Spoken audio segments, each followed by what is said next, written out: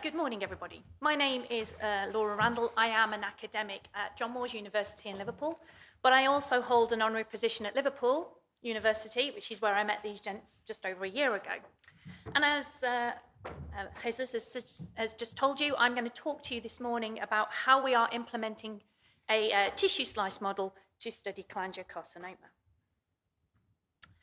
So just to give you an overview of what I'm going to talk about this morning, I'm going to take you through what precision cut tissue slices are, how we are preparing and generating them in Liverpool, the initial studies we've conducted on optimizing and validating them, and our plans for the future and how we hope to use these as a drug discovery platform. Okay, so precision cut tissue slices are what they say on the tin. These are thin sections of tissue that can be prepared from both animal and human tissue and they can be prepared from a variety of different organs, liver, kidney, brain, for example. And this enables us to maintain them within the laboratory setting. Now, it's quite an old technique. I mean, the slices have been around since the early 80s, really. But their initial use was quite limited. They could only keep the slices alive in culture for around 3 to 4 days. However, in recent years, there's been a bit of a renaissance, really, for this technique. And that's been thanks to improvements in slicing technique, but also in the culturing reagents. So what are the benefits of using tissue slices? Well, it enables us to use human tissue to model human disease, which is really important. In the slices, all the cells are present. They're there in the correct ratio, in the correct conformations. And importantly, that 3D structure is intact. So they're maintaining their tissue microenvironment. You can use healthy and diseased tissue to form these slices, and we believe that they can bridge the gap between laboratory research and into the clinic, enabling us to screen drugs in real time. So the revival of this technique sort of really began back in 2010 with the publication of this protocol by de Graaf. And in this method, they were preparing slices from both liver and intestinal tissue. Up until this point, a lot of the models had really been based around cell lines. And here they were able to keep the slices alive for 3 to 4 days in quite a simple media under a high oxygen environment. And I gained a fellowship to go and learn this technique with the guys over in Groningen. But there's been a few tweaks to that method since then, and this led to the publication in 2021 by Ray Young's group from the University of Washington that have or are routinely producing slices now from hepatobiliary cancers. So they are now utilizing a much more complex and defined media, and they can keep the slices alive for around 15 days, actually. But importantly, this is under normoxic conditions. And they put the tissue slices onto a mesh insert, so they're at the air-liquid interface. So in 2021, we secured some funding to implement this model here in Liverpool. And up here you can see both healthy and tumor tissue and our slicing platform, which I'll tell you about in a moment. And we have 3 key objectives with this initial project. Firstly, to prepare and keep the slices alive and representative of the tumor that they're taken from. Then, do they respond to chemotherapy, so standard care? And can we assess their response and resistance to a panel of targeted therapies? Now, we're still quite early in this project. It's only been going around 6 months now, so we're at that point we're still characterizing this model. So I'm going to take you through how we do this now. So importantly, we began by establishing a specimen collection network. So this is where we ensure we have the ethics in place. We've got agreement from the pathology team, obviously the patient's consent to the tissue. And then we provide that link between the clinicians and the researchers so that we can ensure the swift and efficient collection of tissue from the operating theatre so that we can prepare slices within 3 hours. Okay? So here you can see an intrahepatic tumour, and a section of tissue is taken from there and collected into tissue preservation buffer like they use for transplants. And as you can see here, it also enables us to collect normal tissue as well as the tumour tissue. And from this point on, we assume our sample is sterile, so that we're minimizing infections within the culture. Okay. So once we have a specimen, we need to prepare tissue cores. These are essentially tubes or cylinders of tissue. And we prepare 5mm cores. And here on picture A at the top, you can see sections being taken from, in that case, that's normal liver, and from the tumour in picture B there. And then being very careful as to not damage the outside of that tumour, that cylinder, we place it into the tissue holder to go into the machine. For smaller or more irregular shaped specimens, particularly, for example, the perihilar tissue that we've used, if we try and put that into the tissue slice holder, they're very loose and they move around. So we've had to embed those tissues into an agarose jelly to hold them tight within the machine. And that's what you can see here. You can see the specimen encased in a jelly-like substance. Okay. So this is our Crumdick tissue slicer. Is that going to work? Yes. So this is made up of 3 main components. The silver bit in the middle is essentially a microtome, a horizontal microtome, where the blade goes forwards and backwards. And there you can see the tissue arm sliding over the top, cutting tissue sections. Now this, at the moment, there it is set up with an agarose blue plug. And you can see tissue slices here being collected into the glass trap at the side that is full of buffer. And obviously over here, we've got the mechanics of the machine. So we can adjust things like speed and things like that. So with our 5mm cores, we are routinely cutting 250 micron thick specimens, slices. And obviously, and that equates to around 8 to 10 cell layers.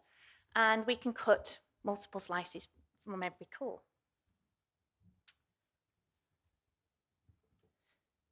Okay, so once we've got our slices, we need to be able to keep them alive in the laboratory by supplying, obviously, oxygen, nutrients, and keeping them warm at 37 degrees.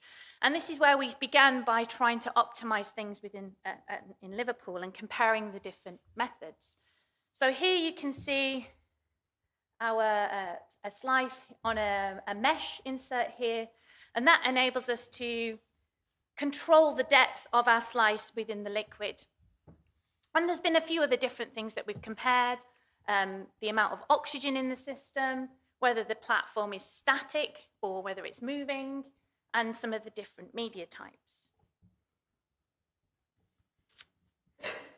So actually we began modelling, back with some modelling work with my colleagues at John Moores, looking at tissue oxygenation levels. So the original protocol used 95% oxygen, which causes, oxidative stress amongst other things, and then this normoxic situation.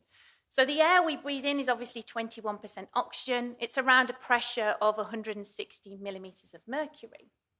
But the oxygen in the liver enters, the blood in the liver enters at 65 millimeters of mercury and actually leaves at 35. So we needed to recreate a situation that was going to be more physiological.